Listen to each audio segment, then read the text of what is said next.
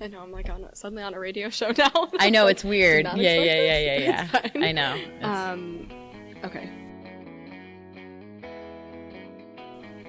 Hi, I'm Isabella Kwan. I'm here with Katie Magoon, who I will be interviewing today. I'm a writer for Doctors Who Create. Hi, I am Katie Magoon. I'm a third-year Penn Medical student, and happy to be here with Isabella. I'm usually a podcast producer and have also been a host in the past.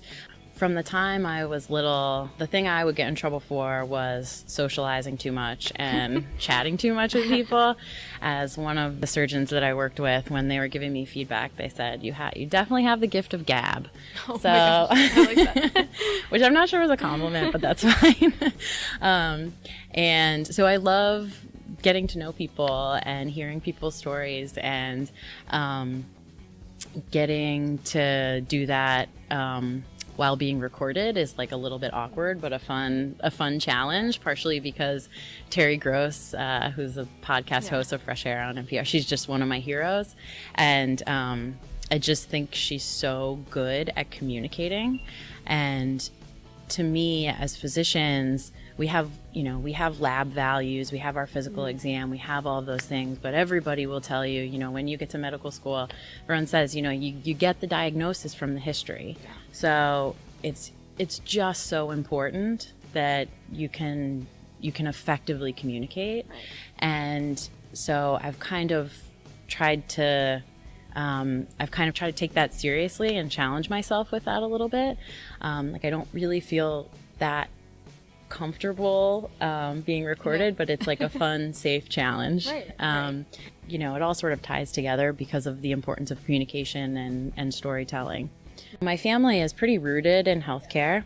I always thought I'd be doing something, either some kind of health policy or provision of care. I'd like to continue to merge both of those. I think for me it makes more sense to be working with people really right on the ground. I love working with people. I love hearing their stories. And I also love thinking about more macro level issues. And I feel like for me, it makes more sense to think about those macro level issues if I also have my feet on the ground for a little while. Okay, so speaking of stories, can you tell me more about this oral history project you're spearheading? Any other projects that you'd like to mention in the process, and kind of how you got to this project? Yeah. I feel very lucky to be at Penn Med because I get to work on a lot of research here at Penn Med. I've identified a few mentors that have been really wonderful to me. Dr. Aletha Akers, Dr. Nadia Dowshin, Dr. Paris Butler, who they've just been very inviting, and I've got to work on their research projects. I'm getting a lot of great experience with that. My passion project right now is this oral history project, and it sort of really was inspired by my mom, who she was a physician herself before her time. She was just, in that class of 70s women going to medical school when it really was mostly men. And she has a lot of stories about that. And I grew up hearing those stories and thinking a lot about what it meant to be a woman in this medical world. My mom has fairly advanced Parkinson's disease, and I asked her if she would mind me sharing that. She said that's okay. So just FYI, HIPAA-wise, everything's fine. But she was diagnosed with Parkinson's disease over 20 years ago. So you can imagine that it's quite advanced at this time. She is getting to the point where it's difficult to communicate. And my mom has also always inspired me because she was an English major in college and then has always been a phenomenal writer, and then became a doctor, but has always used her writing and her really incredible communication abilities to improve the care that she provides her patients. And even when she wasn't able to physically do a lot of that anymore, she would do things like teaching and also continue to write. And so that is really what inspired me to start this project. I thought, if I've been this influenced by one person, then think what it would be like to just have the oral histories of all these people. That, combined with the fact that I really was feeling a desperate need to get my mom's stories down on paper or audio recorded. And it's been a really fun process. Also, it's really fun when we have multiple people interviewing, either one woman or two people interviewing at the same time, things like that. Typically, initially, we ask, what's your background like? Where did you, go to school?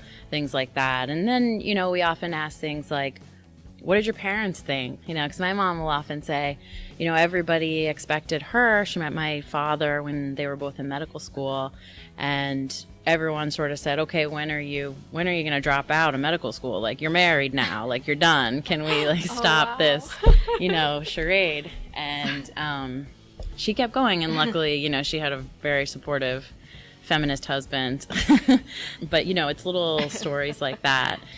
I think one of the most powerful things for me so far in getting to interview these women was when I had an experience where I went on this road trip with my mom to go interview one of her very best friends, Peggy Hostetter, who happens to be an infectious disease doctor down at Cincinnati Children's and has really done amazing things with her career. And she and my mom were reminiscing. They both had their first children while they were in residency in Boston. They were interested in breastfeeding, but they weren't able to be home all the time. And they didn't know how to talk to their own parents about it because it was frowned upon that they were doing this in the first place. So they got very creative and they decided to just have a shared babysitter for my older sister Anne and Dr. Hostetter's oldest, Mamie Hostetter. So they set up an apartment where the babysitter could be right next to Boston Children's. So my mom and Dr. Hostetter would run across the street and just go breastfeed in the middle of the day, which, as we all know, now women still do stuff like that, except we're a little more equipped with lactation rooms sometimes or pumps and things like that. But we still are having to sort of deal with a lot of these logistics because of us being in the workplace that, just nobody had to think about before. And in order to really be truly equal in the future, it's really fun to hear about these stories and how they got creative, but it just is clear how far we still have to go. I think another really special thing about watching that interview was both of these women, in my opinion, as a pretty, maybe I'm more of an emotional person. I think they had to be really, really, really tough, and so didn't really fall apart in front of each other all that much, but had to really have each other's backs in ways that I'm sort of just starting to see myself having my colleagues and friends' backs. For example, if I was having a difficult day, my friend, would maybe drop off some flowers or some dinner for me. Or a good friend of ours just got into a bike accident and everybody was studying for shelves and all sorts of things, but we were all at her apartment begging her, can we please do something? Because I think we all recognize that we need each other to get through this. And historically, that's something women have done very well, not to be too gender normative about it, but I really think that that's something that women have had to get creative about in the past. And so getting to see my mom and Dr. Hostetter sort of share with each other out loud in a verbal way, you're really important to me, was just a really cool thing to see. That, they both were kind of trying not to cry into the microphone and were saying, look, we both did this really hard thing and thank you for being my friend. And it just felt really important to hear because I value my friends deeply, and sometimes individualism more than anything else is emphasized in medical school and medical education. And it's one thing that intimidated me about coming to medical school. And I think women especially have done a really incredible job of trying to make it the culture that it should be a team sport. And we should really look out for each other. Good reminder.